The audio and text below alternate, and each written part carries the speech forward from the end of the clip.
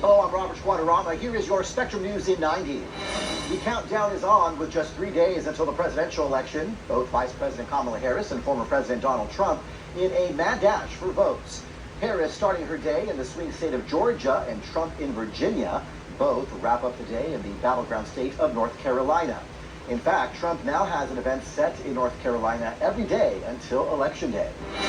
The Justice Department announced they're sending election monitors to 86 counties and 27 states across the U.S.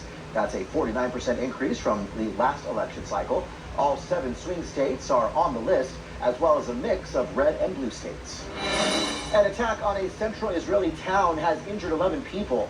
Lebanon's Iran-backed Hezbollah said it used missiles and explosive drones to target military and intelligence facilities. Israel's military did not confirm whether any of the 3 Hezbollah targets had been hit and said it had no comment on the group's claims. The IRS has announced it will increase the amount people can contribute to their 401k retirement plans from $23,000 to $23,500. The exception is for those ages 60 through 63 who can deposit an additional $11,250 or 150% of the general catch-up provision. Now time for a check of your weather.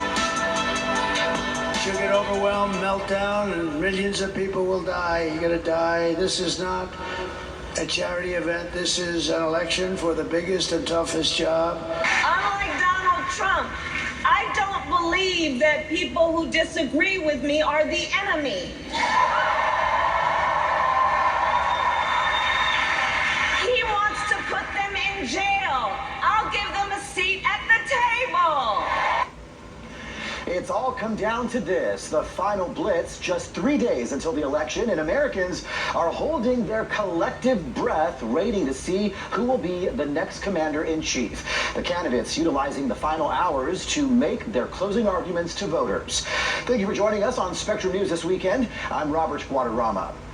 Vice President Kamala Harris and former President Donald Trump's campaigns are tight on each other's heels as they both fight for last-minute swing state voters. Trump spending Saturday in North Carolina and Virginia. Harris is in Georgia, but will wrap up her day in North Carolina, a state that hasn't gone to a Democrat since 2008. The Harris camp feeling like Georgia is also within reach. That's why Harris spent part of her day in the heart of deep blue Fulton County. But much of the state is red. She is looking to change that like President Biden did in 2020. Our Spectrum political team is fanned out at Saturday's major stops, as you see here on this map. Our team coverage begins with Spectrum's Cassie Simeon in Atlanta on the trail with the Harris campaign. Cassie, the Peach State voted for former President Donald Trump in 2016 before flipping for President Joe Biden in 2020. What's Kamala Harris's message in these final days there?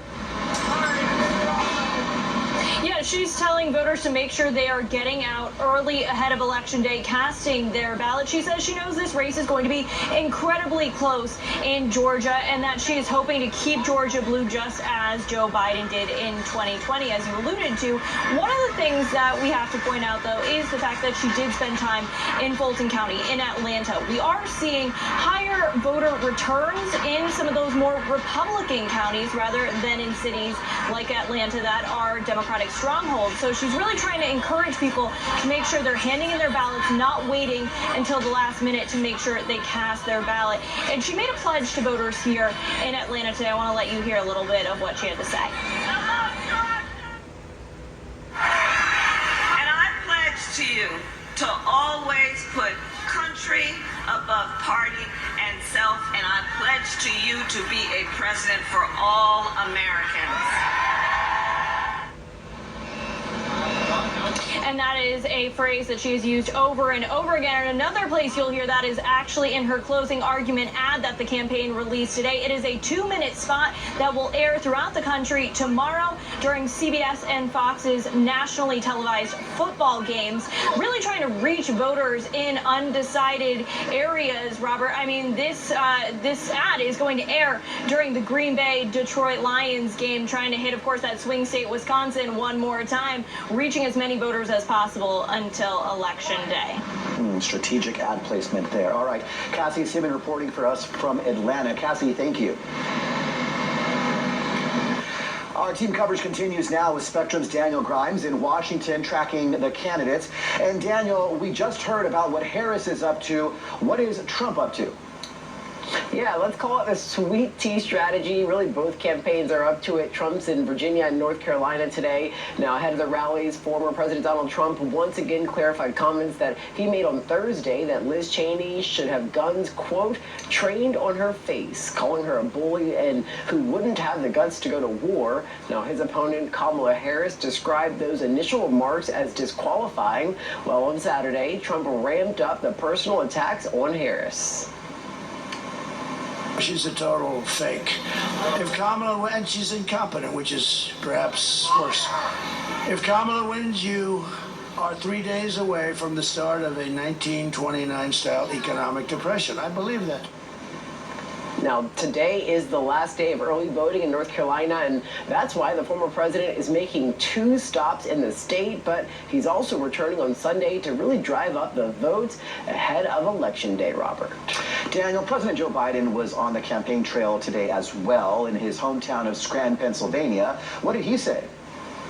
Yeah, President Joe Biden rallied union workers in his hometown of Scranton, now telling them he's proud to have been the first president who walked the picket line, and he also told them to not forget where they came from, warning about the dangers that he called the dangers if they elect former President Donald Trump. But it was really a mix of solidifying his legacy and passing the torch to the woman that he was stumping for, Kamala Harris, Robert. Daniel Grimes reporting in Washington. Daniel, thank you. The Justice Department is sending election monitors to 86 counties in 27 states to ensure the integrity of the general election. That's a 49% increase in monitors since 2020. Officials in some red states are pushing back. The secretaries of state in Florida and Missouri said federal monitors will not be allowed access to voting locations in their states.